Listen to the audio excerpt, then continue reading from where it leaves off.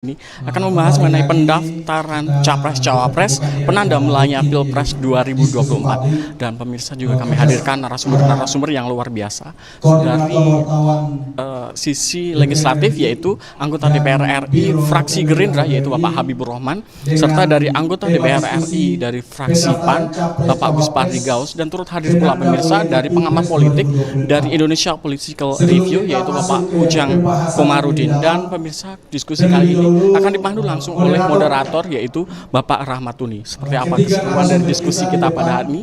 Tanpa menunggu lama pemirsa, selamat menyaksikan. Anggota DPR RI fraksi Gerindra Bang Habibur Rahman. Yang kedua anggota DPR RI fraksi PAN Pak Gus Pardigaus. Dan yang ketiga itu pengamat politik yang tak asing lagi datang di ruangan ini, dan mungkin nggak boleh bosan ya Bang ya. Kang Prof. Ujang Komarudin. Berikan aplaus kepada tiga narasumber kita dulu. Berdasarkan dengan tema besar kita, pendaftaran Capres-Cawapres penanda mulainya Pilpres 2024. Kita ketahui hari 16 Oktober 2023 sudah ada dua pasangan calon presiden yang sudah mendaftar. Yang pertama Anies Baswedan dan Muhaimin Iskandar, dan barusan saja selesai Ganjar Pranowo dan Mahfud MD, dan kurang satu lagi yang akan mendaftar yaitu Pak Prabowo. Dan insya Allah kalau enggak Rahmatuni, ya kan. Ya, moderator juga bisa perkenalkan diri dong. Ya, ada beberapa, bisa Wali Kota Solo, Pak Erick Thohir, terus Mbak Ibu Hovifah, Pak Yusril, Airlangga, bisa juga Pak Gus Pardigaus, kita nggak tahu. Iya kan? Kan belum ada keputusan. Untuk itu kita akan membahas lebih dalam terkait dengan pendaftaran Capres-Cawapres dan juga arah koalisi yang terakhir, karena koalisi yang pertama kedua udah, ya kan? Untuk lebih mendalami diskusi kita ini, waktu saya serahkan kepada Pak Gus Pardigaus dari fraksi PAN untuk menjelaskan soal tema besar kita ini. Kepada Bapak, persilakan. Karena capres ini menarik, jadi panjang juga nggak apa-apa, tapi jangan panjang amat Pak. Assalamualaikum warahmatullahi wabarakatuh. Selamat siang, salam sejahtera buat kita bersama dalam rangka menghemat waktu. Saya tidak pakai mukadimah.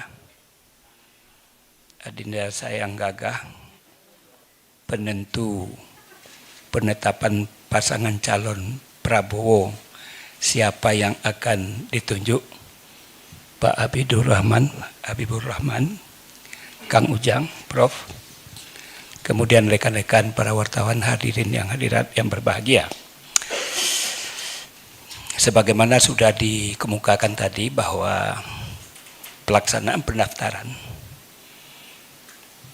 sudah ada kesepakatan antara Komisi 2 bersama pemerintah dan penyelenggara pemilu bahwa pendaftaran itu dimulai tanggal 19 Oktober sampai dengan 25 Oktober.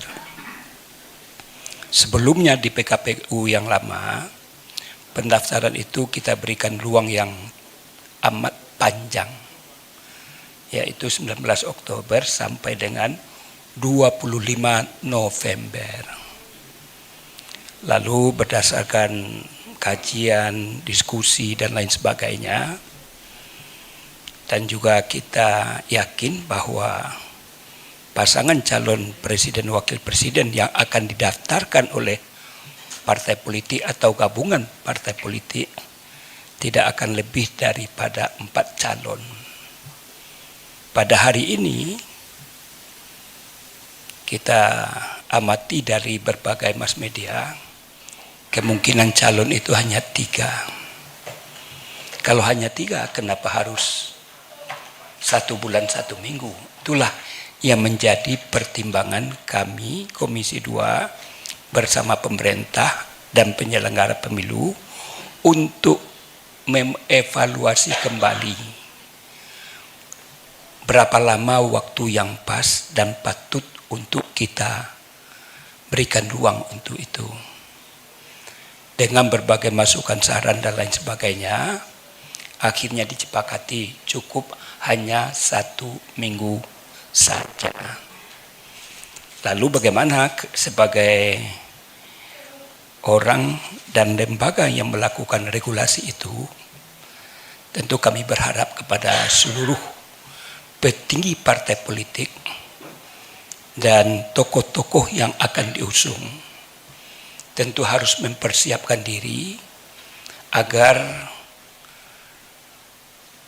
pelaksanaan yang begitu tidak terlalu panjang, untuk diwanti-wanti waktu yang tersedia itu jangan sampai melewati batas ketentuan yang sudah kita tetapkan. Sebagaimana juga kita ketahui dan dilansir oleh berbagai mass media, tadi pagi kita sudah mendengar, melihat bahwa pasangan Amin, yaitu Anies Baswedan dengan Pak Muhaimin, sudah didaftarkan oleh 3 partai, yaitu Nasdem, PKS, dan PKB. Dan siang tadi juga sudah dilakukan pendaftaran pasangan Ganjar bersama Pak Mahfud MD, partainya adalah PDI, Hanura, P3, kemudian Perindo. Kita insya Allah, saya sebagai koalisi KIM yang dimotori oleh Gerindra, insya Allah dalam waktu yang tidak terlalu lama, sebagaimana disampaikan oleh Pak Habibur Rahman, yang ketua umum saya sedang mendampingi Pak Lurah, Pak Jokowi, mendampingi Pak Presiden ke luar negeri. Tadi kita juga mendengarkan informasi dari Golkar, Pak Airlangga, bahwa Pak Golkar akan mempersiapkan agenda ulang tahunnya dan akan melakukan rakernasnya, dan itu tentu akan menentukan juga siapa yang akan ditetapkan sebagai pendamping daripada Pak Prabowo. Sebagaimana diketahui bahwa karena ini adalah merupakan koalisi, dalam menentukan calon, mudah-mudahan Pak Habibur Rahman nanti akan menjelaskan lebih detail, karena saya juga memonitor ada rapat pembina partai dari Gerindra, itu tentu tidak ranah saya untuk menyampaikan, dan beliau tentu lebih tahu. Tentu dari aspek masing-masing dari koalisi itu tentu punya otoritas, punya jagonya masing-masing. Yang jelas kami dari fraksi Partai Amanat Nasional tetap meminta kepada Pak Prabowo dan kawan-kawan koalisi agar pasangan Pak Prabowo itu adalah Erick Thohir. Jadi belum berubah peta politik Kang Ujang. Jadi dari walaupun digadang-gadangkan dan berpengaruh kepada keputusan MK, itu adalah ranahnya lain pula. Tapi tetap kami komit bahwa kalau terjadi musyawarah mufakat antara para petinggi partai, apakah Pak Prabowo, Pak Zul, Pak Airlangga, dan Pak Yusril, kita tetap mengusung nama Pak Erick. Berdasarkan komitmen dari para petinggi KIM ini, bahwa keputusan yang diambil adalah berdasarkan musyawarah mufakat.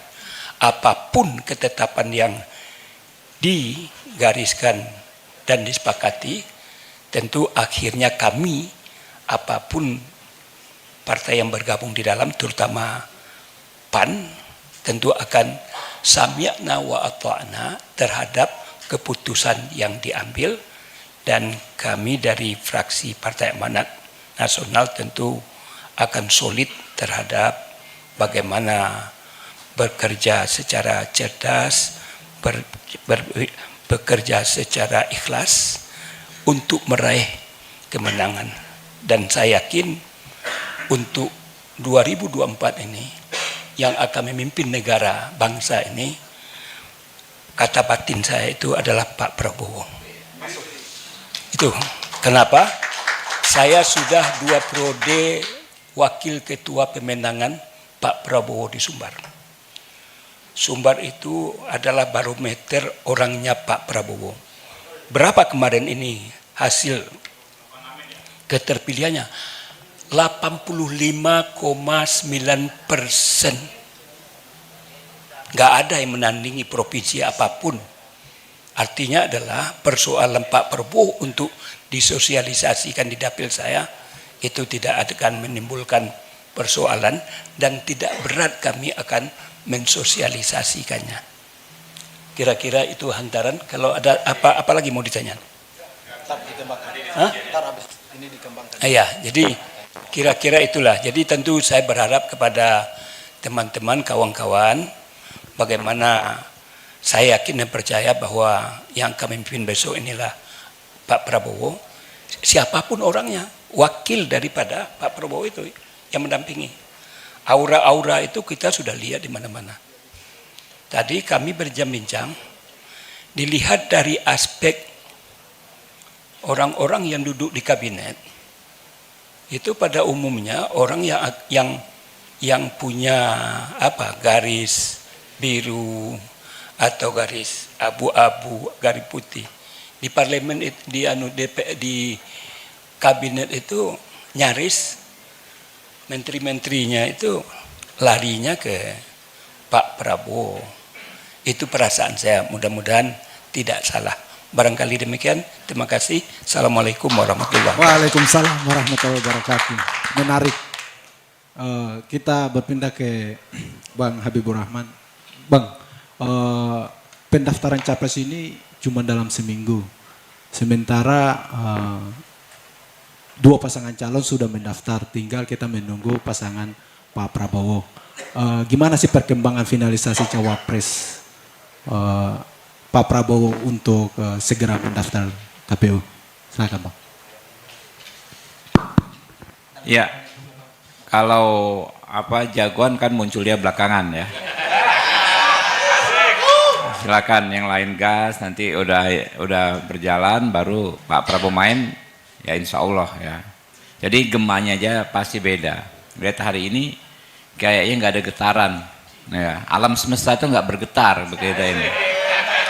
Jadi biasa saja. Alam semesta mencambutnya tidak gegap gempita pendaftaran hari ini. Saya tunggu, saya pantau terus dari TV, dari telepon genggam, medsos terutama ya yang saya pandang, juga saya cek di grassroots. Saya tadi sengaja ya ke 2-3 titik kita ngopi di pinggir jalan. Sebab kalau saya ini nggak bisa ngopi di mall, nggak bisa ngopinya di tenda-tenda itu. Jadi nggak ada getaran Pak. Yang sekarang ini alam semesta itu biasa saja. Di masyarakat tuh nggak ada perbincangan yang terlalu ini terhadap pendaftaran hari ini. Saya nggak tahu yang mendaftar hari ini siapa saja kan. Ya. Jadi ya kan logikanya gini Pak. Logikanya ada satu pasangan yang sudah declare lengkap capres-cawapres sekitar hampir 3-4 minggu ya, bahkan lebih sebulan yang lalu ya. Logikanya kan pendaftaran ini kan ibarat resepsi pernikahan ya. Resepsi itu kalau kita di kampung Pak ya, tentu undang semua, yang nggak diundang pun sanak kerabat akan datang. Namanya resepsi. Hari ini nggak ada kemacetan berarti Jakarta gara-gara ada pendaftaran. Saya lewat Menteng pun masih biasa, kecuali lewat depan KPU memang ada pengalihan lalu lintas gitu loh. Nah bayangkan dulu ya, ketika misalnya kita ada acara apapun, dilakukan dipimpin Pak Prabowo semua pecah. Di mana-mana terjadi kemacetan. Nah itu indikasi yang gampang saya kenali sebagai orang yang sudah 3 kali ikut pemilu langsung kayak begini. Saya mengawal Pak Prabowo itu sebetulnya sejak tahun 2009, ya, lalu 2014, 2019, ini mau ke-4 kali. Jadi apa namanya, kalau kita melakukan sesuatu kayak teman-teman lah nih wartawan kan, kalau sudah melakukan sesuatu hampir setiap hari secara kontinu berapa belas tahun, bukan pinter lagi kawan-kawan ini, bukan profesional lagi, tapi sudah punya insting, ya enggak? Sudah bisa merasakan, oh ini akan ada jadi berita nih, sudah bisa main insting. Saya juga demikian, sebagai orang yang di politik ya, saya ada di pusara politik yang cukup ini, karena saya ada di tingkatan elit ini bukan karena kehebatan, tapi karena memang fungsi saya sebagai advokat. Ya kan, saya pengacaranya Pak Prabowo dari tahun 2009. Jadi saya ada di pusaran elit itu mau ke-4 kalinya. Saya bisa nggak merasa getaran. Waktu misalnya dulu mau Pak Jokowi dengan Pak Ahok mau menang, saya bisa rasakan getaran. Saya nyetir di lampu merah, kanan kiri orang ya kan, pakai seragam kotak-kotak Jokowi Ahok. Waktu mau Sandi sama ini Anies Sandi, ada getaran juga gitu loh. Nah tapi kali ini mohon maaf tidak ada getaran. Alam semesta redup lah gitu loh hari ini. Gitu. Biasa-biasa saja gitu loh. Nggak ada sesuatu yang namanya surprise. Ada nggak ya surprise hari ini? Nggak ada. Ya kan, biasa saja. Jadi kita optimis ya kalau dilihat dari sekarang. Dan sebaliknya, saya kemana-mana yang dinanti itu soal Pak Prabowo, bener nggak? Kawan-kawan baru masuk turun dari mobilnya, Bang Habib, Pak Prabowo dengan siapa nih? Saya tadi nggak sengaja di lampu merah, kaca saya terbuka gitu kan, tukang ojek nyamperin, Bang, wapresnya Pak Prabowo siapa Bang? Jadi ini bukan persoalan wapresnya Pak Prabowo sebetulnya. Yang lebih dominan di challenge Pak Prabowo kapan daftar gitu loh. Jadi insya Allah ya kalau Pak Prabowo daftar, besok daftar, insya Allah alam semesta gegap gempita gitu loh. Ya, itu. Nah ada beberapa hal yang sebetulnya bukan prinsip dalam kita berdemokrasi, ya bukan substance, ya, tetapi itu fenomena, ya nggak apa-apa. Misalnya ada 2 hal nih yang saya pengen sampaikan mumpung ketemu teman-teman wartawan, sahabat-sahabat saya. Saya jarang dapat kesempatan seperti ini padahal saya dulu wartawan Pak. Ya. Yang pertama soal putusan MK. Ya. Putusan MK itu dijadikan semacam ajang black campaign, ya. Terutama ke Pak Prabowo, ke Pak Jokowi, ke Mas Gibran. Padahal kita tahulah MK bagaimana, gitu kan. Dari dulu ini memang begitu-begitu saja gitu loh. Kalau soal kualitas putusan ya dari dulu begitu. Tetapi karena ini adalah event politik, ya lalu seolah-olah baru kali ini putusan MK tidak berkualitas misalnya. Tapi masalahnya gini, tradisi kita berhukum itu tetap ada batasnya. Kita kritik boleh, ya kan ya. Tapi tetap ada akhir dari perdebatan. Benar nggak? Makanya diciptakan sejak zaman Romawi yang namanya pengadilan. Orang berdebat, ya kan, dikasih wadah, ini tempatnya tuh. Kamu ngomong apa? Kamu ngomong apa? Bantah, bukti yang mana? Akhir diselesaikannya dengan apa? Dengan putusan. Begitu putusan selesai, clear, gitu loh. Tinggal dilaksanakan. Begitu juga di putusan MK ini. Semalam saya hadir di acaranya Pak Hotman Paris, ya kan? Kita kupas habis. Ya mohon maaf, saya sampaikan kan itu orang-orang hukum semua, Pak Hotman Paris, Bang Masinton, ada Pak Marwara yang mantan hakim MK itu siapa itu namanya? Siaan ya, ada lagi Ferry yang dari Pusako ya kan. Saya belum nanti mereka diskusi di acara yang lebih fleksibel begini waktunya, ya. Silakan mereka mempersoalkan berbagai kejanggalan yang mereka sebut di dalam putusan. Mulai concurring kemudian susunan kalimat per kalimat dan lain sebagainya dibandingkan dengan diktum atau amar putusan. Saya simpel saja, saya semester 3 kuliah di Fakultas Hukum Unila, dikasih pelajaran yang sangat sederhana. Saya tanya ke profesor saya, Profesor Abdul Qadir Muhammad. Ya, Pak, amar putusan itu apa? Amar putusan lah inti putusan. Ada putusan yang harus dilaksanakan. Jadi berbagai macam pertimbangan dalam suatu putusan risalah memang harus diperhatikan, tapi yang dilaksanakan yang mana? Amar putusan. Nah, itu yang semalam semua ahli hukum yang hadir semalam sepakat gitu loh. Jadi ketika amarnya sudah ada, kita ngapain menguras energi lagi menilai kualitas putusan dalam konteks ini. Oke lah kita ingin perbaiki lembaga peradilan ke depan. Tapi itulah adanya. Ketika amar putusan yang ada misalnya memungkinkan anak muda yang gigih dan berani ini ya untuk maju sebagai cawapres, ya itu gitu loh. Itu satu soal putusan MK. Saya pikir kalau ditanya saya akan jawab, tapi apakah produktif kalau kita terus-menerus berdebat, mengadu urat saraf, ya kan, terhadap sesuatu yang setelah saya diputus. Semua lembaga peradilan itu begitu, Pak. Ada hukum acaranya yang menampung semua unek-unek kita untuk mereka resap. Misalnya di hukum pidana ya, perdata. Hukum acara perdata, ada gugatan, jawaban. Terhadap jawaban ada namanya replik. Terhadap replik ada yang namanya duplik. Lalu saksi penggugat, saksi tergugat, ahli penggugat, ahli tergugat. Apalagi kesimpulan penggugat dan tergugat, baru diputus, selesai. MK juga begitu, Pak. Kalau MK bahkan lebih luas lagi. Permohonan, keterangan DPR, keterangan presiden. Tambah lagi di MK ini ada yang namanya keterangan pihak terkait. Jadi orang baca berita, ini ada MK lagi sidangkan perkara ini. Saya mau mendaftar sebagai pihak terkait, pengen menyampaikan unek-unek saya.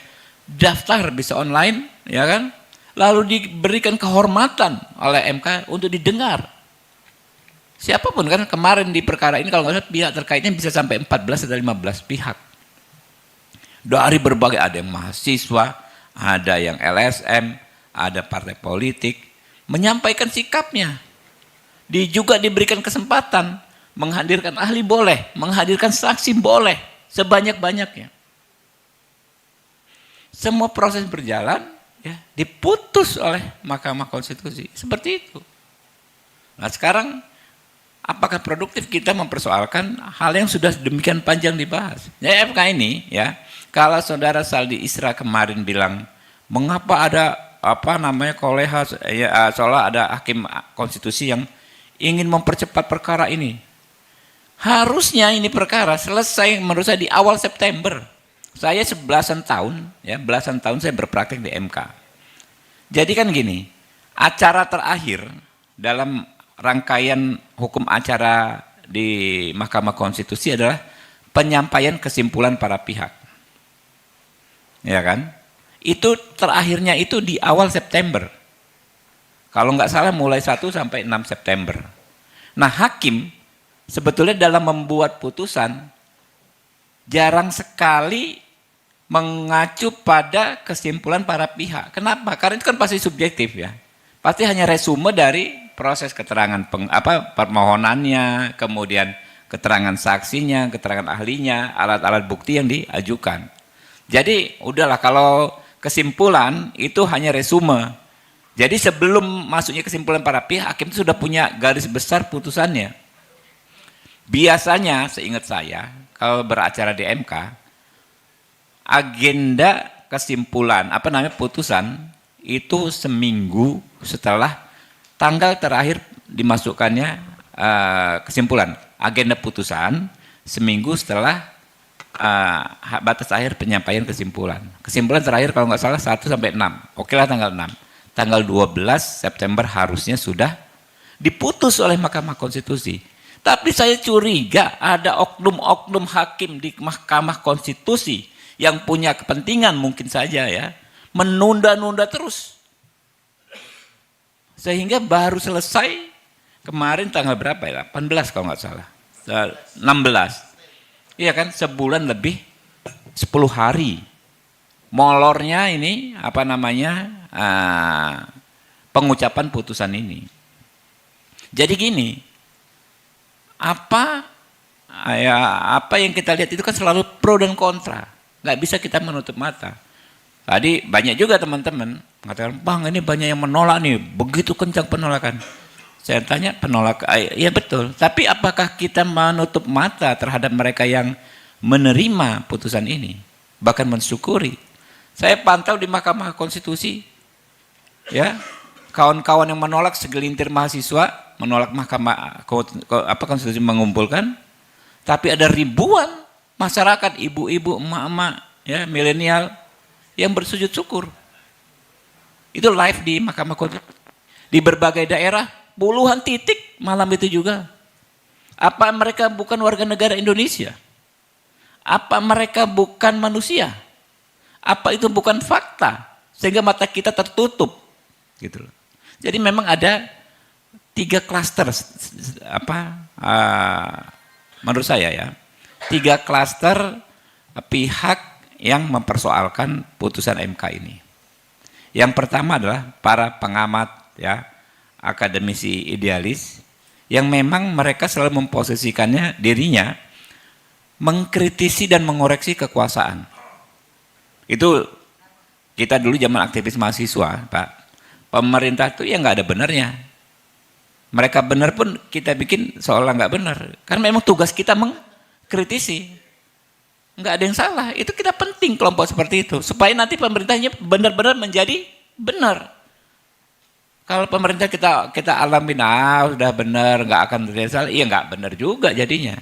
Jadi satu, klaster pertama adalah akademisi, ilmuwan yang memang nalurinya mengkritisi apapun keputusan yang seolah keluar dari negara supaya kedepannya lebih bagus. Kalau dalam kasus ini mereka mengkritis adalah supaya proses pemilu ini tidak diwarnai yang namanya abuse of power. Karena misalnya memungkinkan Mas Gibran maju sebagai wapres gitu loh. Dikawal sama-sama. Enggak ada masalah bagi saya. Kita kawal, ada Bawaslu, ada polisi dan lain sebagainya, ada jalur-jalur penyelesaiannya. Itu.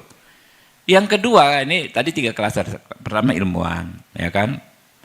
Yang kedua memang masyarakat yang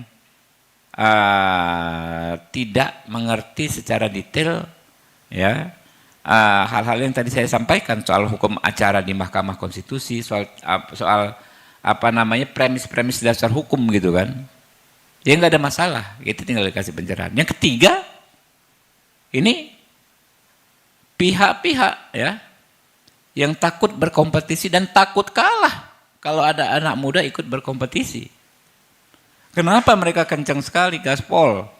Ngomong inilah mahkamah keluarga lah, kemarin kemana aja gitu kan. Ya karena mereka takut kalah. Kalau dia nggak panik, nggak takut kalah ya kan ya. Justru dia biarkan, oh bagus, calonkan saja ini bagus gitu loh. Kenapa? Itu, jadi 3 klaster ya, pihak yang mengkritik. Ya nggak ada masalah, ini bagian dari demokrasi ya, itu PR kita bersama dan kita akan hadapi. Nah yang kedua soal dinasti. Ya. Dinasti ini ya tidak ada relevansinya atau minimal kecil sekali relevansinya kalau kita ngomong di di sistem elektoral. Iya kan? Dulu Mas Gibran dipersoalkan nggak soal dinasti waktu diusung oleh sahabat kami PDI Perjuangan di Pilwali Kota Solo? Nggak dipersoalkan. Saya dengar Mas Hasto, Mbak Puan bilang ini bukan politik dinasti. Karena yang akan memilih adalah rakyat. Ya saya sepakat dan saya pegang terus gitu kan. Karena waktu itu Gerindra juga mendukung Mas Gibran kan. Ya. Saya sepakat gitu. Bobby segala macam lah gitu kan. Jadi tetap ini yang akan memilih adalah rakyat. Kita di Amerika ya ada yang disebut Kennedy Clan Kennedy. Keluarga Kennedy. Itu kan semuanya itu posisi-posisi mereka itu senator. atau jabatan yang dipilih melalui pemilu oleh publik, oleh masyarakat. Kalau di sana saja masih bisa, ya masih nggak ada masalah, ya nggak ada masalah. Jadi yang baru disebut dinasti dalam konotasi negatif ketika terjadi yang namanya nepotisme.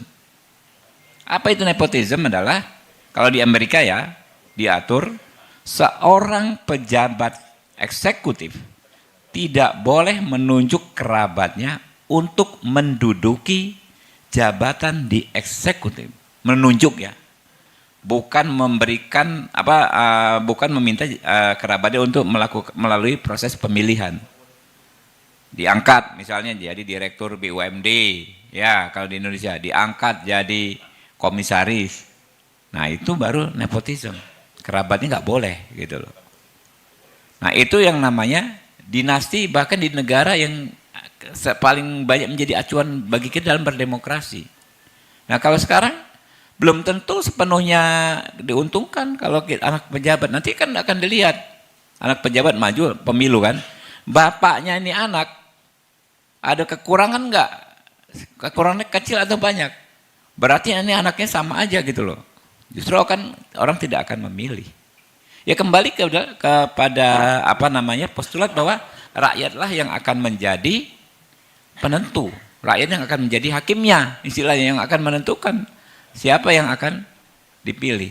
Jadi kenapa harus kebakaran jenggot? Ya kan? Kalau yang saya bilang tadi, yang pertama para ilmuwan ya, LSM, saya lihat nggak terlalu ngotot amat gitu kan. Yang kedua masyarakat yang kurang paham mungkin ya nggak terlalu biasa saja. Tapi yang ngotot ini yang ketiga, pihak yang panik dan takut kalah gitu loh. Nah ini kita mau ngomong fair aja, ini fenomena ini memang ada gitu loh. Jadi berikutnya ya, nextnya menurut saya, ini kan waktu masih ada, bukan kalau orang bilang wah waktu tinggal beberapa hari. Justru kalau kami waktu masih beberapa hari, ya enggak? Kenapa? Karena kami ini ya berlimpah stok cawapres ya, keren-keren semua. Gitu kan, nggak pusing cuma milih yang terbaik dari yang baik. Pak Prabowo sendiri udah salah satu calon yang terbaik, surveinya paling sering Pak Prabowo yang paling di atas kok, gitu kan? Ya nggak? Cari yang buat ngamankan Pak Prabowo dan kalau bisa ikut meningkatkan elektabilitasnya beliau. Nah ini terus berkomunikasi. Sudah ada narasi dari para ketua umum partai politik, udah kami serahkan ke Pak Prabowo saja. Tapi namanya Pak Prabowo ya, dia pasti akan tradisinya dalam membuat putusan akan dan selalu berkomunikasi lagi dengan para ketua umum partai politik, dengan sahabat-sahabatnya. Ya, waktu kemarin rapat di di Kertanegara, sebetulnya kami udah ngarep-ngarep kan, siapa tahu diumumkan, rupanya belum juga. Ya nggak apa-apa, kita tunggu. Tapi semua dokumen ya sebetulnya saya pikir bakal calon wapres sudah siap lah semua persyaratannya ya. Tinggal kalau besok daftar dengan A ya aman, daftar dengan B insya Allah nggak ada masalah gitu loh. Jadi mungkin itu sedikit dari saya. Wassalamualaikum warahmatullahi wabarakatuh. Waalaikumsalam. Menarik yang disampaikan oleh Bang Habibur Rahman. Kita ke narasumber ketiga kita, Kang Ujang Komarudin. Kang, terkait dengan tema besar kita ini, pendaftaran Capres Baca Pres ini menandakan dimulainya pemilu Pilpres 2024. Tadi menarik juga sih disampaikan oleh Bang Habibur Rahman itu dua pasangan calon ini mendaftar itu tidak ada tanda-tanda yang wow. Apakah ini bagian dari yang ditunjukkan oleh para calon sekarang ini cuman mengambil masa terus dibanding-bandingkan tanpa memberikan gagasan-gagasan yang konkret yang bagus kepada masyarakat, hingga alam juga kayak ya udah biasa aja lu kayak gitu. Kita lebih mendalami lagi ke Bang Ujang Komarudin. Silakan Bang. Agak berat nih pertanyaannya. Baik, Assalamualaikum warahmatullahi wabarakatuh. yang sama-sama kita hormati, kita muliakan, kita banggakan, Bang Moderator, Bang Rahmat, tentu ini bintang utama Bang Gus Firdaus dan Bang Habibur Rahman. Ini bintang, kemarin ketemu kami di RRI dengan Bang Gus Firdaus, dan kalau Bang Habib hampir tiap hari. Tiap hari di TV, di podcast, kadang-kadang kita tiap hari dengan beliau. Nah, memang begini, kan kalau dalam istilah kehidupan itu ada istilah mestakung, semesta alam mendukung. Nah, biasanya di Pilpres ini kan ada istilah juga yang biasa kita pahami. Misalkan ada istilah arah angin kemana nih gitu. Ya kan begitu. 2024 itu Pak SBY, ya memang arah anginnya ke Pak SBY. Jadi mau dikaji apapun ya tentu dengan desain strategi tertentu lah, komunikasi dan lain sebagainya. Maka arah angin itu ke Pak SBY. Nah 2014 ketika Pak Jokowi juga maju, kita ambil saja yang periode pertamanya begitu. Karena kalau periode kedua kan sudah incumbent. Maka arah angin itu juga ke Pak Jokowi. Makanya ada istilah Jokowi Effect. Oh itu ramai betul gitu kan. Sehingga ketika itu PDIP ya tidak berdaya untuk bisa katakanlah mencalonkan Pak Jokowi. Dengan tentu ya pertimbangan dan kalkulasi arah angin itu. Nah tadi kalau kita bicara arah angin 2024 gitu ya, Bang Habib sudah katakan, ini nggak tahu saya subjektif atau tidak. Kan kadang-kadang saya naik Gojek tuh, naik taksi gitu, naik kereta saya. Terus apalagi ya, naik angkot.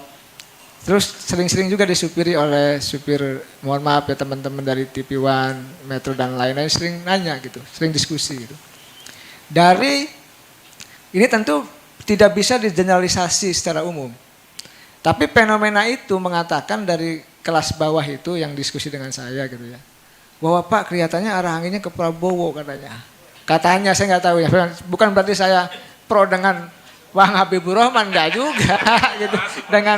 Tidak, tetapi saya melihat keseharian itu.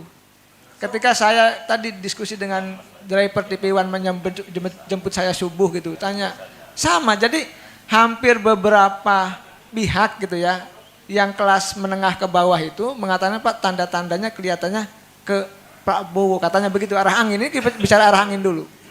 Urusan nanti menang atau ini kan takdir juga. Pilihan rakyat dan ketentuan Tuhan kan begitu. Tetapi memang arah angin ini kan tidak bisa bergerak sendirian. Tentu harus ditopang oleh kekuatan yang full ya dalam konteks apapun itu. Misalkan tadi cawapres yang tepat, lalu formulasi tim yang kuat. Tentu Bang Habib dan Bang Gaus sudah punya pengalaman sejak lama dan panjang ya soal pemenangan ini. Nah arah angin ini kan tidak bisa ketika misalkan ini sudah ke Pak Prabowo, kalau Prabowo-nya misalkan tidak bergerak, tidak juga jalan, ya susah juga. Nah dalam konteks itu saya melihat, ya saya objektif saja melihat ya, karena itu yang saya temukan di lapangan keseharian gitu loh. Sama misalkan ketika dulu pernah ada demonstrasi mahasiswa, mohon maaf ya Jokowi, colak Jokowi 3 periode tuh. Saya merasakan juga kebatinan di bawah itu loh, di kampus-kampus gitu. Saya di pinggir-pinggir jalan dengan UKM itu ada kebatinan, ya ada penolakan itu gitu. Oleh karena itu saya melihat ketika kembali kepada persoalan arah angin itu, ya tadi tanda-tandanya gitu kan, tanda-tandanya besar. Kan begini, ini pertaruhan, PAN juga pertaruhan, PAN 2 kali kalah. Nah iya gitu mendukung Pak Prabowo kalah lagi. Gerindra juga Bang Habib katakanlah 2 kali kalah capresnya, masa iya pengen kalah lagi. Oleh karena itu pasti akan rasional dalam konteks tadi mau melihat fenomena alam. Dalam konteks hari ini pendaftaran capres-capres lain maupun dalam konteks Prabowo nanti ketika daftar dengan pasangannya. Nah kalkulasi itu penting karena begini kan alam itu begini ya. Kan kalau saya orang beragama gitu. Misalkan contoh surga itu ya. Surga dan neraka itu bisa dirasakan sekarang kok. Kalau sekarang kita bahagia itu, insya Allah di sana bahagia kok. Kalau saya begitu. Nah kemenangan itu biasanya kemenangan itu kan ada dirasakan juga, oh tanda-tandanya ada nih, ukurannya seperti ini, parameternya ini, indikatornya ini gitu. Menang, bisa. Tetapi tadi apakah tanda-tanda yang dua pasangan capres cawapres itu belum ada tanda-tanda yang apa namanya yang membuat rakyat terpikat, bisa jadi yang disampaikan oleh Bang Habibur Rahman benar, bisa jadi. Oleh karena itu ya tinggal kita lihat apakah fenomena Pak Prabowo dengan pasangannya nanti itu ada diferensiasi, ada pembeda dengan ya, capres-capres yang daftar hari ini. Nah kalau itu ada, maka tanda-tanda itu akan semakin jelas, hilalnya akan jelas. Tetapi tadi kalau tidak ada pembeda, tidak ada diferensiasi, lalu tanda-tanda alam yang misalkan nggak kelihatan hilalnya gitu, maka ya akan sama. Oleh karena itu saya meyakini kalau Bang Habib sudah mengatakan ini, yang lain tanda-tandanya nggak bagus, ya katakanlah beliau mengatakan itu bagus, ya berarti beliau sudah merasakan soal kebatinan itu. Yang kedua, yang ingin saya sampaikan, ya kalau kita bicara pilpres, ya hampir tiap hari teman-teman media kan nanya saya nggak kayak Bang Habib, Bang Gus Pardigaus, saya hampir 30, 40 media saya layani itu, online, cetak. Nggak tahu saya dari 7 tahun yang lalu nggak bosan-bosan melayani teman-teman media itu. Nah, biasanya mereka juga bertanya, Kang, misalkan komposisi Prabowo yang cocok seperti apa? Siapa? Tadi Bang Habib sudah melihat dan sudah menjelaskan. Bang Gus Pardigaus juga sudah menjelaskan. Bahwa memang ini juga soal takdir, soal rezeki. Kalau nama-namanya sudah ada, Mas Gibran, Erick Thohir, Hopipa, lalu Pak Erlangga misalkan, Pak Yusril, ataupun kalau kita mau tambahkan Mbak Yeni Wahid, maka pastikan bahwa ini adalah cawapres yang memang punya nilai, punya value yang kuat untuk bisa menambah kemenangan Pak Prabowo. Ya walaupun misalkan kalau saya sih tahu sebenarnya kalau hatinya Bang Habib sih hatinya kalau saya baca ke Mas Gibran gitu. Kalau saya baca. Tapi ya itu rasional juga dalam konteks walaupun misalkan tadi dampak keputusan MK karena ada dua kubu keberlanjutan dan kubu perubahan, masa saat keputusan MK kubu keberlanjutan dibully kan oleh pihak sebelah gitu. Dan fenomena ini kan sebenarnya gini, kalau di politik kan tidak bisa hanya membaca soal faktor elektoral.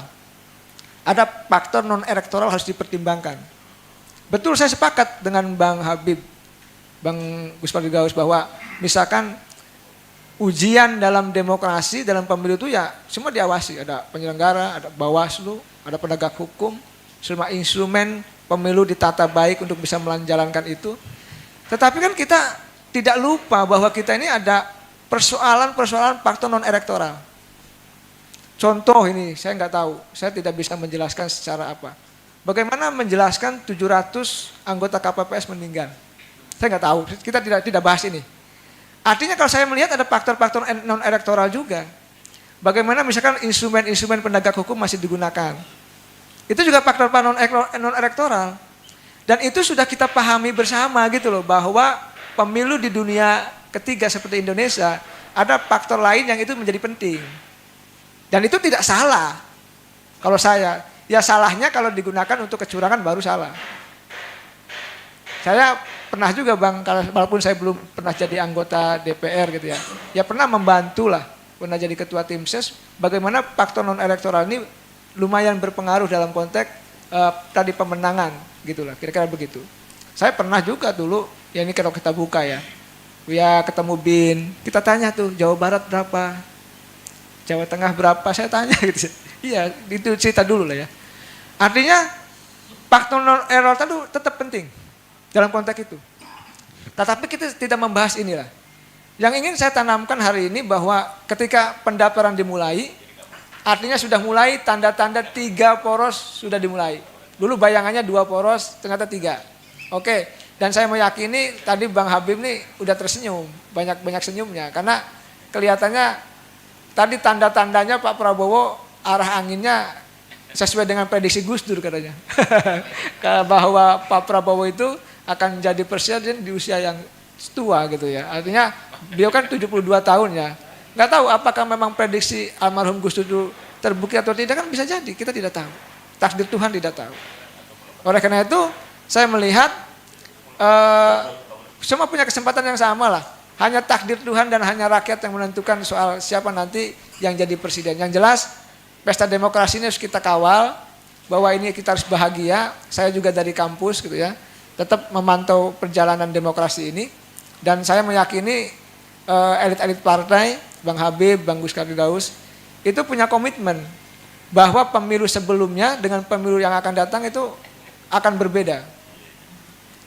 Nah, apa bedanya? Kalau dulu memang serangan terhadap lawan kencang, polarisasi tinggi gitu ya, perpecahan juga terbangun. Nah, ke depan sudah mulai itu, sudah mulai bahwa komitmen dibangun tidak akan seperti itu gitu. Saya meyakini, saya lihat semua statement yang dibuat oleh ketua umum partai termasuk elit mengarah ke sana. Itu penting dalam konteks menjaga kualitas demokrasi pemilu kita. Yang kedua memang yang harus kita kembangkan seperti biasa kita dari kalangan akademisi adalah sebenarnya membangun roh substansi demokrasi. Membangun bahwa daftar ya daftar, pasangan itu. Tapi rohnya apa, substansinya apa gitu. Apa yang harus diperbuat untuk bangsa itu penting. Kalau hanya sekedar menentukan misalkan 20%, lalu daftar saja, lalu ada 3 poros saja, tapi substansinya juga harus dibangun nggak ada, apa? Apa yang harus dibangun untuk bangsa ini? Apa solusi untuk bangsa ini? Apa bangsa ini akan segini-gini aja gitu? Ini harus kita pikirkan bersama. Dan itu tahu yang kita pahami adalah bagian daripada tim pemenangan itu. Itu saja Bang Rahmat. Tadi saya melihat bahwa tanda-tandanya ya di bawah sih arahnya ke bosnya Bang Habib gitu. Tapi kita nggak tahu ya, arah kita nggak tahu kalau ini. Terima kasih.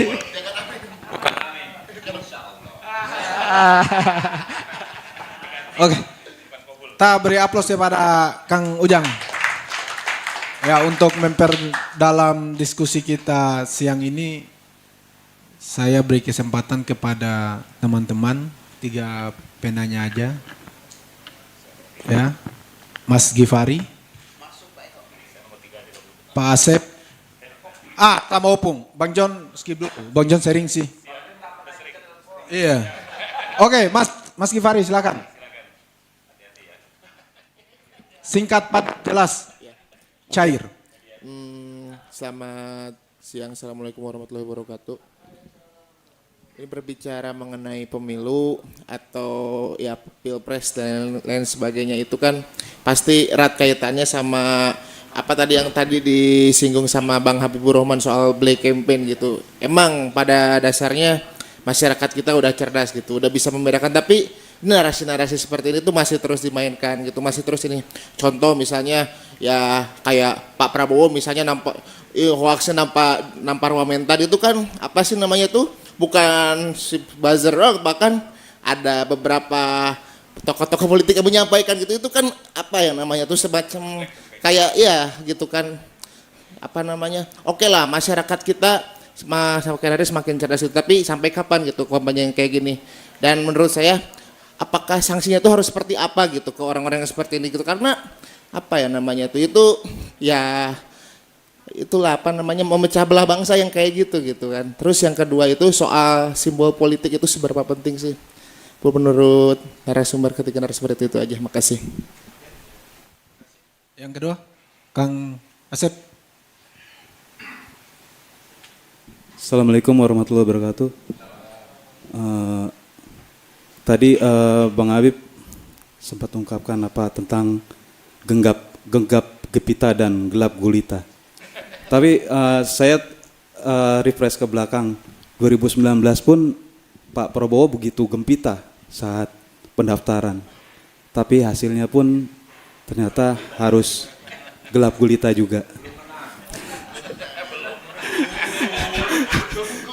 Terus kehadiran sosok Pak Mahfud MD di kubu Pak Ganjar ini terlihat begitu menjadi magnet dan begitu kuat kayaknya. Sepertinya sosok yang berbobot juga.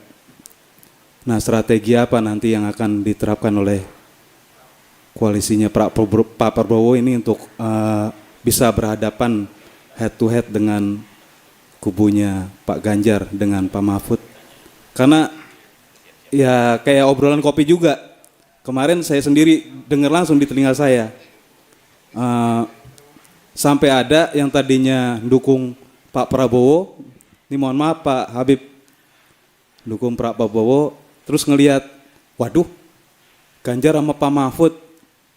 Saya sih sebenarnya nggak terlalu serak sama Pak Ganjar, tapi karena Pak Mahfud di situ, apa boleh buat, saya dukung Pak Ganjar dah. Nah itu obrolan di bawah juga seperti itu, Bang Habib. Nah, terus untuk Pak Ujang, ini 3 poros, bisa menjaminkah, maksudnya nanti perperangan di grassroots ini di masyarakat tidak akan terjadi seperti yang kemarin? Terima kasih. Assalamualaikum warahmatullahi wabarakatuh. Silakan Opung.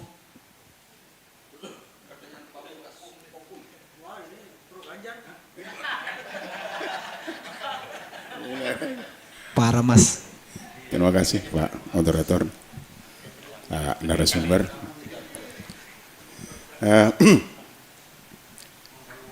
Sebenarnya kan kita tahu bahwa yang menentukan pilihan itu adalah rakyat. Pertanyaan saya kepada Pak Abdul Rahman sama Pak Musbardi. Pak Prabowo kan 2 kali kurang berhasil.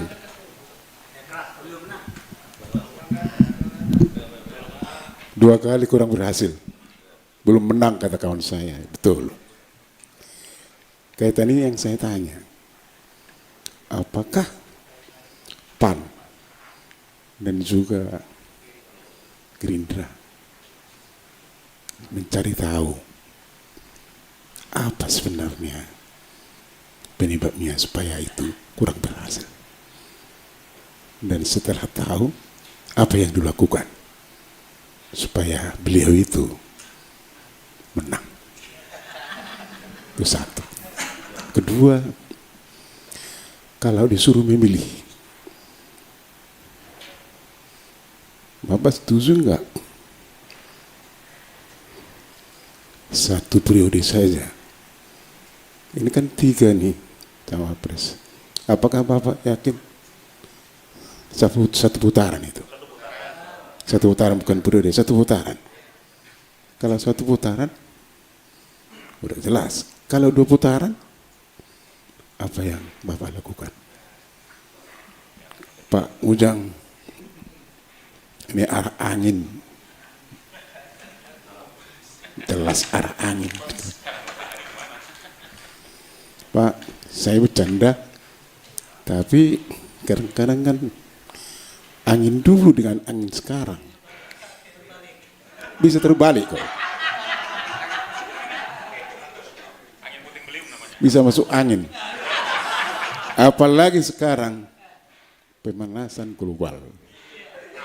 Dulu kita tidak merasakan itu. Indonesia yang dingin, apalagi kampung kami di sana. Dingin banget.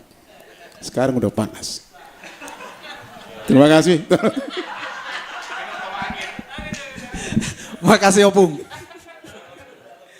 Menarik. Ada 1, 2, 3, 4, 5 pertanyaan kepada 3 narasumber. Pertanyaan pertama itu dari Mas Gifari soal black campaign. Itu ternyata tidak dilakukan hanya oleh masyarakat kecil, tapi para tokoh politik yang sering nongol di TV pun melakukan hal yang sama. Baiknya sanksi seperti apa kepada mereka? Apakah memang harus dipecat dari dunia politik? Atau memang sesama politisi mengkampanyekan hal yang sama agar dia tidak terpilih lagi? Iya kan? Terus yang kedua, simbol politik masih berpengaruh tidak di Pilpres 2024 ini? Saya akan waktu kepada Pak Musbardi. Itu ada 2 pertanyaan kepada Bapak kayaknya. Yang pertama dari Mas Gifari, terus yang kedua itu dari Opung ya. Yang soal Prabowo 2 kali, tapi masih tetap belum menang ya, Opung? Iya belum menang. Belum menang. Apa sih strateginya? Kayak gitu. Ya. Kalau kemarin Pilpres itu kan hanya head to head. 2 pasang calon presiden dan wakil presiden. Hari ini sudah bisa kita pastikan calon presiden dan wakil presiden itu 3 pasang. Kalau 3 pasang ini saya bisa yakinkan yang menang itu Prabowo. Betul yang disampaikan oleh Kang Yayat tadi bahwa magnet daripada Mahfud MD itu tidak boleh kita abaikan. Reputasinya, kemudian kredibilitasnya. Ini memang saya yakin Ibu Mega dengan koalisinya memperhitungkan hal yang semacam itu dari beberapa kandidat yang sudah dirancang. Siapa yang paling menarik untuk dipasangkan dengan Pak Ganjar dalam rangka untuk pemenangan ini? Mengalahkan Pak Prabowo dan Pak Anies. Kalkulasinya pasti begitu. Lalu bagaimana? Apakah serta-merta dengan kehadiran Pak Mahfud akan memperoleh 1,5+1? Amat berat. Siapapun kandidatnya. Amat berat. Karena apa? Karena segmen terbagi kepada 3 kandidat. Ini sangat menguntungkan bagi Prabowo. Ini maaf nih saya sampaikan. Ini analisa politik dan analisa akademis yang bisa dibantu oleh Kang Ujang nanti. Apa yang saya jadikan ini sebagai referensi, sebagai argumentasi, dan kita juga lihat fenomena alam. Juga apa yang dikatakan oleh Gus Dur kalau memang benar. Tapi saya tidak terlepas dari itu. Kalaulah seandainya 3 calon maju, saya katakan tadi sulit untuk meraih 1,5+1. Artinya apa? Akan terjadi putaran kedua. Kalau terjadi putaran kedua, maaf, bertanyalah kepada siapapun. Taruhlah misalkan yang menang itu adalah antara Ganjar dengan Prabowo. Lalu Anies misalkan dianggap tidak berkesempatan pada putaran kedua. Saya yakinkan masanya Anies, orang yang memilih Anies larinya ke Prabowo. Aspirasinya. Saya tidak usah ungkapkan terlalu lama untuk saya terangkan. Sekarang sebaliknya, manakala yang maju itu Anies sama Prabowo, apakah mungkin masanya PDI, masanya Ganjar akan mendukung Anies? Rasanya sulit. Oleh karena itu, apa yang saya sampaikan tadi bukan karena saya masuk dalam lingkaran KIM, Koalisi Indonesia Maju. Majunya adalah untuk menang. Jadi maju ini kenapa maju? Untuk menang. Kalkulasinya begitu. Hitung-hitungannya saya yakin memang sudah merupakan takdir Allah pula ini. Memang beliau ini sangat luar biasa, Pak Prabowo. Sudah biasanya sekali 2 kali nggak dapat, saya maaf aja nggak mau lagi. Tapi karakter Pak Prabowo ini adalah pejuang karena latar belakang TNI-nya. Dia berjuang bukan dibatasi oleh umur, masa terhadap pengabdiannya. Sehingga kapanpun, dimanapun, dan dalam kondisi apapun. Karena ini adalah merupakan keinginan daripada masyarakat. Gak mungkinlah Pak Prabowo maju ujuk-ujuk begitu saja. Ada hitung-hitungannya. Dan hitung-hitungannya sangat banyak variabel-variabelnya. Berdasarkan itu, coba kawan-kawan wartawan, boleh kita berdebat tentang hal ini dari hitungan-hitungan yang saya sampaikan itu. Akhirnya memang udah takdir Allah pula nih, hai Prabowo katanya, bahwa engkau akan saya tetapkan menjadi presiden pada tahun 2024 ini. Makanya dicarikan lawan-lawan yang semacam itu. Ini kan kita nggak tahu juga. Kenapa harus Ganjar? Padahal Ganjar ketika itu, coba bayangkan, para petinggi partai menolak. Dia anggap tidak berhasil, dianggap macam-macam, nggak usah saya ungkapkan. Kawan dekatnya yang begitu. Kan ada juga namanya kolonel, apa namanya kolonel? Dewan Kolonel. Dalam rangka apa? Menghabisi Ganjar. Tapi takdir Allah mengatakan harus Ganjar dalam rangka apa? Pemenangan daripada Pak Prabowo. Masuk itu Pak. Cukup. Ada lagi? Satu lagi Pak. Apa itu? Inilah barangkali kita berharap ke depan, siapapun orangnya, termasuk saya pribadi, bagaimana kita menjadi negarawan. Kita buat legasi. Saya maaf tidak pernah melakukan money politik sudah 5 periode. Saya 3 periode di DPRD Sumbar. 2 periode bertarung jadi calon bupati dan wali kota. Tidak pernah melakukan itu.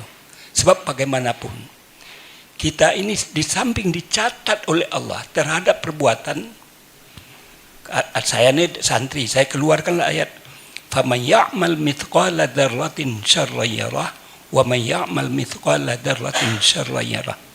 Artinya adalah bebasnya. Setiap tindakan, setiap perbuatan, setiap ucapan, Allah akan menampakkan kepada kita pada masanya nanti. Gak bisa kita hilangkan, kita tipekkan satu titik zarah pun. Kita lempakkan. Dan Allah akan memberikan balasan terhadap apa yang dilakukan itu. Kalau baik, baiklah. Kalau buruk, buruklah. Istilahnya neraka dan surga, saya nggak usah ungkapkan itu. Jadi artinya pertanggungjawaban ini bukan hanya kepada masyarakat, kepada konstituen, tetapi yang lebih penting adalah kita berbuat apapun profesi kita, apapun pekerjaan kita, apapun nilai-nilai yang kita miliki, tentu kita berharap itu bahagian daripada bagaimana kita melakukan pendidikan politik kepada siapapun, termasuk kepada para politisi-politisi dan begitu juga para petinggi. Dan inilah tugas saya sekarang ini. Saya baru tadi nyampe di sini. Besok balik lagi pagi ke Dapil dalam rangka memberikan sosialisasi bagaimana masyarakat sekarang ini diberikan pendidikan politik agar tidak melakukan black campaign dan lain sebagainya. Mudah-mudahan apa? Bahwa ke depan itu keterpilihan tokoh-tokoh kita itu karena kita mempersiapkan masyarakat, pemilih-pemilih yang cerdas. Oleh karena itu kita berharap hal-hal yang semacam ini menurut hemat saya tidaklah seperti pada periode 2019. Prediksi saya, analisa saya. Mudah-mudahan analisa saya ini betul adanya sehingga kita harapkan ke depan Indonesia makin baik, demokrasi kita makin demokratis sesuai dengan harapan dan keinginan dan sesuai dengan ketentuan dan peraturan yang berlaku. Amin apa kobul nih? Kobul. Oke, Bang Habib. Ya. Ini ada beberapa pertanyaan. Udah Bang. Langsung, Silakan, Bang. saya catat ya. Tadi yang soal hoax, ya disenyumin aja kayak di billboard Pak Prabowo itu kan, kita senyumin aja deh. Ya, dicegah juga sulit, ya kan. Diedukasi perlu waktu, ditindak apalagi ya, capek kita. Habis energi kita ngurusin yang begitu. Pak Prabowo kan yang penting Pak Prabowo dihina, silahkan. Prabowo difitnah silahkan. Yang penting Prabowo tidak pernah menghina. Prabowo tidak pernah memfitnah. Itu satu. Yang kedua, ini refleksi dari Pak Asep dan Opung tadi, refleksi 2019-2014. Apa sih ya? Kalau soal gegap gempita, kurang gegap gempita apa 2019-2014, ya kan? Kan apa? Bukan kalah, bukan juga belum menang sebetulnya. 2000 ini saya cerita ini bola dulu nih. Teman saya bosnya Persiraja namanya Nazarudin Degam. Itu Persiraja main lawan PSMS. Skornya Persiraja 2, PSMS 3, ya kan? Itu orang Aceh nanya, "Ini Pak Degam gimana nih? Kayak mana nih kok kita kalah lawan Medan?" "Mana ada kita kalah. Kita menang 2, Medan menang 3." Dia bilang begitu kan. Begitu juga 2019 Pak Prabowo nggak kalah. Pak Prabowo menang 45%, Pak Jokowi 55%. Ya. Jadi dan mereka berdua bersatu sekarang kan. Mereka dua bersatu sehingga besok itu Anda bayangkan ya. Dua energi besar yang dalam 2 pemilu terakhir bertarung sekarang bersatu. Saya yakin sekali ya. Apa namanya semangatnya ya, girohnya Pak Jokowi ini ada di Pak Prabowo gitu loh. Apapun formalitas beliau partai apa ya dan lain sebagainya oke lah. Tapi yang nggak ada sekat itu kan soal rasa ya. Yang dirasakan soal getaran itu nggak ada sekat, nggak bisa disekat oleh partai, nggak bisa disekat oleh kartu tanda anggota, nggak bisa yang begituan kan. Jadi semangat persatuan lah yang menjadi pembeda saat ini. 2014 itu keterbelahan kita. 2019 keterbelahan, polarisasi kita 10 tahun. Besok itu Pak Prabowo itu jalan tengah saat ini lah, bukan besok saat ini ya. Pak Prabowo jalan tengah, pemersatu. Makanya rakyat itu pasang gambar Pak Jokowi dan Pak Prabowo ya. Bukan mencatut, kan pengen semangat persatuan. Mereka trauma terhadap polarisasi. Kita ya karena polarisasi ya 2014-2019 yang ada kan aktivitas kampanye waktu itu kita melaporkan ke polisi, ke Bawaslu, ya kan? Karena polarisasi yang terjadi. Pak Prabowo ini kan manusia yang punya gagasan, ya, dikenal dengan orang yang punya gagasan. Dalam keadaan politik yang penuh polarisasi, yang begitu antagonis, sulit sekali bagi Pak Prabowo menyampaikan gagasan-gagasannya. Gagasan tentang Indonesia ke depan, bagaimana kekayaan alam Indonesia bertahan, itu kan dari dulu disampaikan Pak Prabowo, tapi sulit. Kenapa yang ada polarisasi? Kalau bukan di pihak gue mau ngomong apapun, nonsens. Kan kurang lebih begitu kalau polarisasi. Jadi, ya, Bang Asep ya, faktor pembedanya itu ya ini. Pak Prabowo ini sekarang jalan tengah dan sekarang tidak ada lagi polarisasi. Itu yang akan menjadi faktor pembeda. Dan lagi-lagi ya, saya bisa merasakan feelingnya. Ditambah, detailing dari polarisasi itu, Pak Prabowo diajak Pak Jokowi masuk ke dalam pemerintahan. Ya. Dan alhamdulillah diberikan kesempatan Pak Prabowo perform sebagai Menhan. Saya pikir mayoritas survei Pak Prabowo adalah menteri terbaik. Kalau kita jadi menteri kan. Dari survei pertama sejak beliau dilantik, ya mungkin setahun setelah dilantik, sampai sekarang terakhir, pokoknya yang paling banyak disebut menteri berkinerja terbaik adalah Pak Prabowo. Ya kan? Nah ini faktor juga, karena di 2014, 2019, orang itu juga kadang-kadang masih samar-samar, Pak Prabowo ini ngomong bisa diimplementasikan nggak sih? Karena kan orang dulu taunya Pak Prabowo zaman Pak Harto di Orde Baru udah mulai lupa kan, dari 98, 97 ke 2009, 2014 kan jauh. ada berapa belas tahun gantian generasi itu gitu loh. Orang nggak ngerti apa track record zaman tentara, prestasi-prestasinya kurang gitu loh. Sekarang Pak Prabowo di kabinet, orang bisa melihat, ya kan sekarang nggak ada yang bisa ditutup-tutupi Pak, ya. Apa yang bisa ditutup-tutupi dan nggak bisa direkayasa kok, orang kan ngelihat langsung bagaimana Pak Prabowo membenahi sektor pertahanan, ya. Saya sering jalan di perkampungan Jakarta Timur, Pak, terima kasih Pak, suami saya ikut apa tuh pelatihan itu apa namanya itu, Komcat, gini-gini segala macam.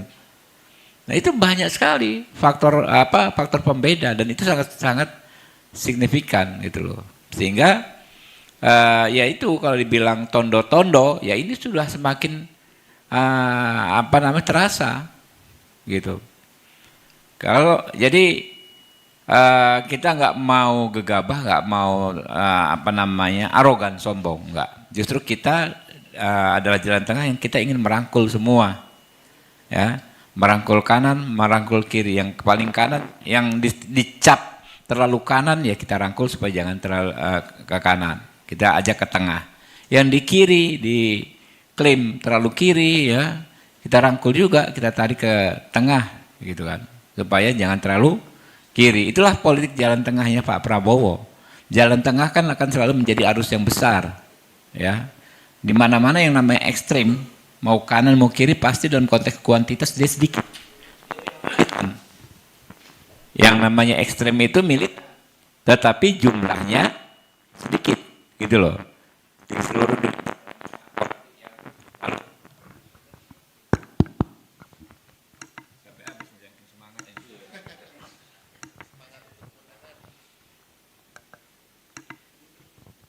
Cek ini bagus. Ya. Jadi dari Kifari, Asep, Opung, ada lagi nggak faktor pembeda? Ya itu tadi tidak ada polarisasi. Soal Pak Mahfud, ya tentu kita respect dengan Pak Mahfud. Tapi apakah ini faktor pembeda? Saya pikir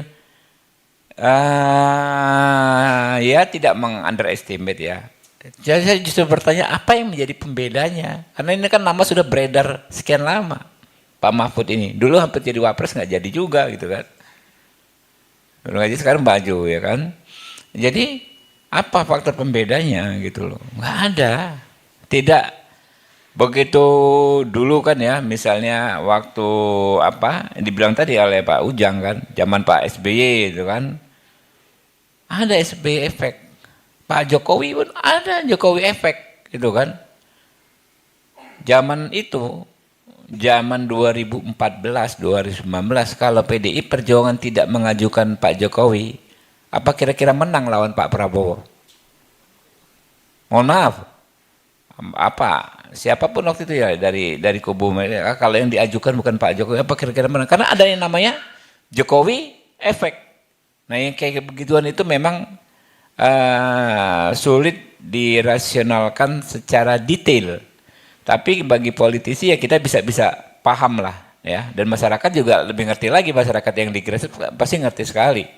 Wah ini eranya Pak Prabowo nih, bahasanya itu wiswayahe ya kan. Masyarakat kita itu kan kadang-kadang melodramatik melihat orang yang selalu dipinggirkan, dizolimi, bukan dizolimi ya, terpinggirkan ya kan, sudah berjuang nggak berhasil, ada kasihan lah, simpati lah, mungkin inilah saatnya, berarti dia ini serius banget mau jadi presiden, segala macam pengorbanan dilakukan ya kan, padahal dalam konteks pribadi mau apa sih Pak Prabowo? Dia nggak ada menjadi presiden, dia sudah semua yang ambisi yang kita ingin ada di dia semua kan. Apalagi yang mau dibangun? Dia cuma satu-satunya adalah ingin mengabdi kepada bangsa dan negara. Itu saja. Dan saya ini perlu sampaikan ke rekan-rekan ya, bahwa baik di 2019 maupun 2024 ini kita tuh butuh perjuangan yang cukup luar biasa, meminta Pak Prabowo maju sebagai calon presiden. 2019 misalnya, logikanya siapa sih mau melawan incumbent yang lagi kuat-kuatnya?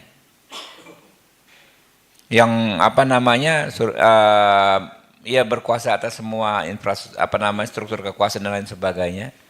Pak Prabowo, ya kalau saya diinginkan sebagai alat ujung tombak perjuangan, ya nggak ada masalah. Begitu juga saat ini kan. Bertarung pilpres itu kan bukannya nggak capek, tetapi kalau memang karena kita membutuhkan simbol tadi kata-katanya, politik simbol ya kan ya. Ya mau gimana? Ya saya siap kalian jadikan simbol gitu loh. Untuk perjuangan bersama-sama. Jadi mungkin seperti itu dari saya. Terima kasih. Wassalamualaikum warahmatullahi wabarakatuh. Waalaikumsalam warahmatullahi wabarakatuh. Saya izin toilet sebentar ya, nanti saya balik sini. Siap Bang.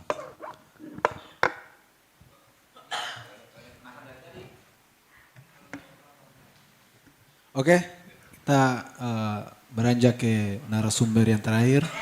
Kamprop sekaligus close statement. Itu ada beberapa pertanyaan kepada Pak Kamprop.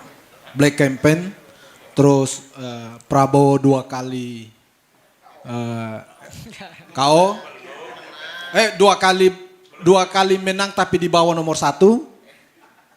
Terus sama kehadiran Ganjar.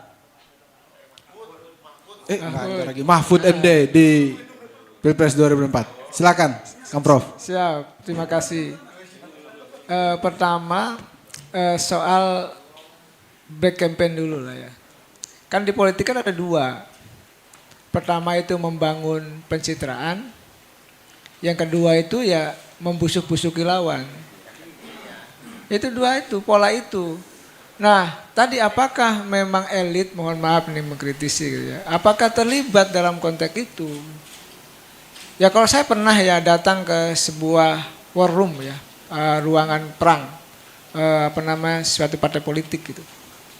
Itu ya isinya pasukan cyber army gitu. Ya artinya wajar dong kalau, bukan wajar mohon maaf ya, kalau black campaign itu terjadi. Kalau black campaign itu sebuah keniscayaan gitu dilakukan. Cuma persoalannya adalah tadi kalau kita ingin membangun demokrasi yang kuat dan sehat kan tidak dilakukan. Tapi sebagai bagian bentuk strategi ya tadi hanya 2 lah, membangun pencitraan dilakukan, maka membusuk-busuk lawan dilakukan. Nah oleh karena itu tadi saya sepakat dengan Bang Gus Pardigaus bahwa jiwa kenegarawanan ini yang penting gitu loh dari elit. Kalau saya selalu katakan apa sih? Ya ucapannya, ide dan gagasannya termasuk tindakannya ya kepentingannya untuk masyarakat bangsa dan negara. Tidak lagi terkait dengan persoalan black campaign atau membusuk-busuki lawan itu. Ini yang harus sebenarnya dimiliki oleh jiwa-jiwa elit-elit kita yang hebat. Itu. Apakah memang kesadaran itu belum tumbuh? Kan selama ini begini, setiap 5 tahunan ketua umum partai politik menandatangani fakta integritas.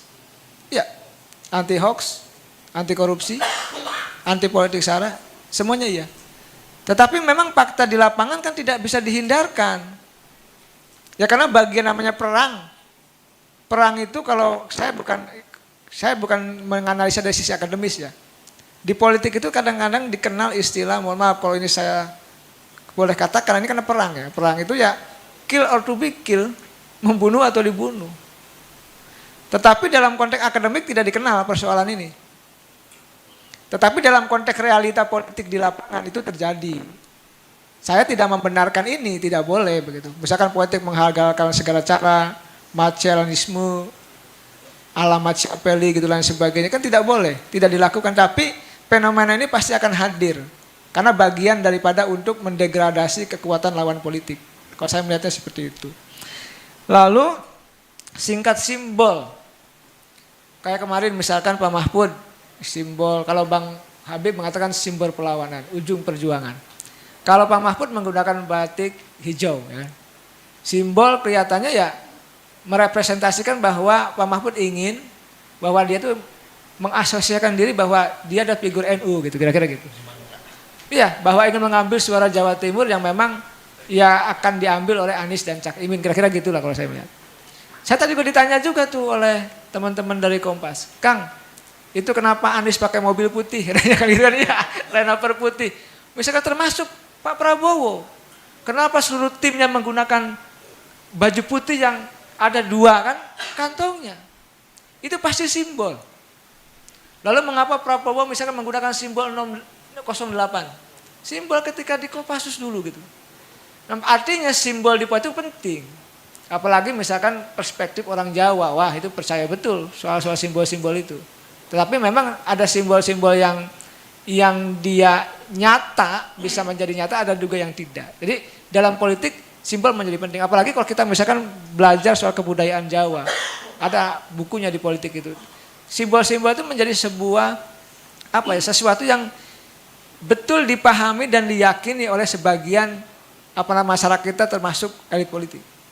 Makanya kalau dulu misalkan mohon maaf ya yang agama Islam, Nabi Muhammad benderanya apa? Warna apa gitu. Itu simbol. Kenapa Indonesia merah putih? Itu juga simbol. Pokoknya simbol itu dalam konteks politik menjadi penting. Oleh karena itu kemungkinan besar termasuk partai politik, capres-cawapres mengidentifikasikan diri dengan simbol-simbol itu. Karena itu bagian daripada untuk diingat juga oleh publik gitu. Bagian daripada strategi kampanye juga. Lalu 3 poros dulu, lalu jaminan tidak akan ribut gitu ya. Sulit kalau mengatakan tidak akan ribut, tapi sekali lagi saya 7 tahun terakhir gitu ya, berangkat dari kampus ke kampus ke anak-anak muda Indonesia, dari panggung ke panggung, untuk selalu menanamkan konsep perbedaan. Ini penting. Konstruksi bangsa ini heterogen. Konstruksi masyarakat kita ini majemuk. Mau disatukan juga tetap, dia berbeda. Tetapi dalam perbedaan itu menjadi satu. Makanya istilah capres-cawapres duit tunggal. 2 yang 1. Nah masyarakat yang majemuk itu, maka masih bisa bersatu dalam rumah Pancasila ini gitu loh. Jadi kalaupun memang perbedaan pendapat, perbedaan dukungan, perbedaan tadi saling menjatuhkan misalnya back campaign dan sebagainya, apakah itu tidak akan merubah konstelasi politik yang lama? Saya meyakini akan tetap hadir fenomena-fenomena pertarungan bawah tanah terkait saling serang itu pasti akan dilakukan. Kalau sifatnya saling mengkritik, oke. Kalau sifatnya masih wajar, oke. Yang penting yang tidak boleh adalah sebenarnya apa? Misalkan memfitnah, menebar hoax, dan pertarungan adu fisik itu yang tidak bisa. Apalagi menghina misalkan. Kan ada batasan. Semua fenomena hidup kita, fakta hidup kita, termasuk pertarungan pilpres kan ada batasan-batasan, ada aturan, regulasi lah, ada rule of the game yang harus kita miliki. Nah, saya tidak ada jaminan bahwa masyarakat saling bertarung di bawah, tidak ada jaminan. Tetapi kalau kita mau membangun sebuah konstruksi pemilu yang berkeadaban ini yang penting sebenarnya. Nah ini fungsi-fungsi teman-teman, fungsi-fungsi elit politik, fungsi kita sebagai saya sebagai akademisi kan, membangun ini semua. Dan saya punya keyakinan dan optimis. Masa sih kita akan ribut terus? Masa sih kita akan berkonflik terus?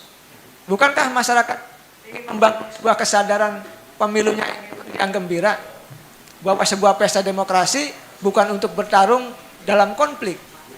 Tetapi bagaimana pesta demokrasi diyakini sebagai proses perjalanan untuk melahirkan pemimpin dengan cara yang gembira. Ini kan yang belum lahir dan kita akan menuju ke sana.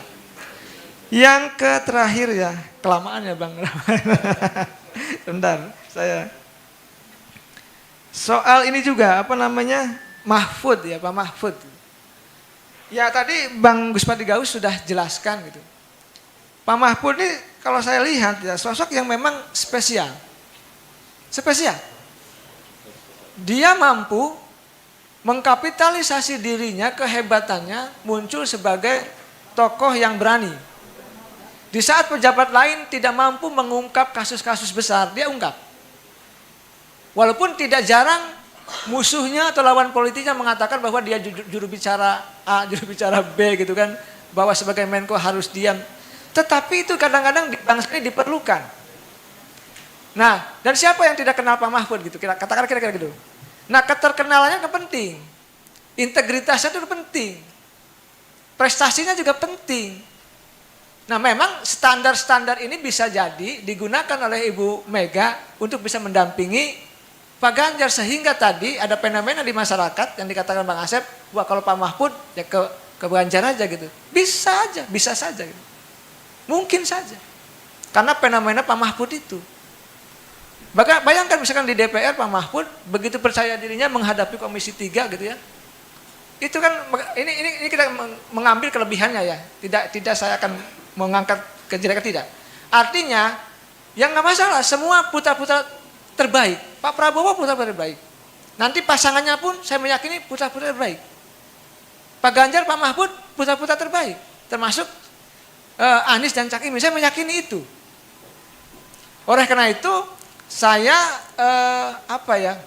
ingin mengatakan wajar jika Ibu Megawati mendorong Pak Mahfud untuk menjadi cawapres. Karena dia bagi saya sosok yang spesial hari ini yang memang dibutuhkan oleh PDIP paling tidak. Itu. Terima kasih Bang Rahmat, Bang Gus Gaus. Terima kasih. Berikan aplaus sekali lagi kepada para narasumber kita. Jawaban penutup dari Kamprof Ujang Komarudin itu sekaligus menutup diskusi publik kita hari ini. Saya moderator mengucapkan billahi taufiq wal hidayah. Wassalamualaikum warahmatullahi wabarakatuh.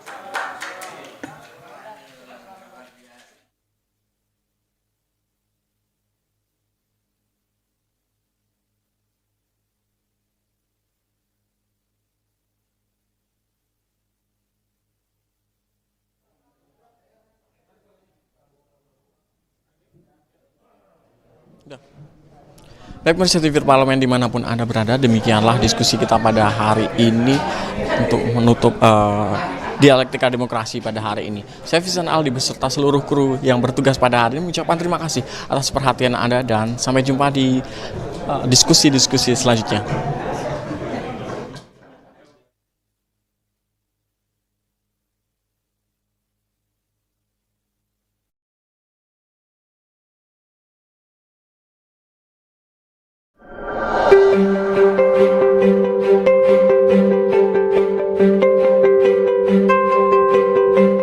Komisi 1 DPR RI merupakan salah satu dari 11 komisi yang ada di DPR RI. Berdasarkan keputusan Rapat Paripurna DPR RI tanggal 29 Oktober 2019 yang mempunyai ruang lingkup tugas di bidang pertahanan, luar negeri, komunikasi, dan informasi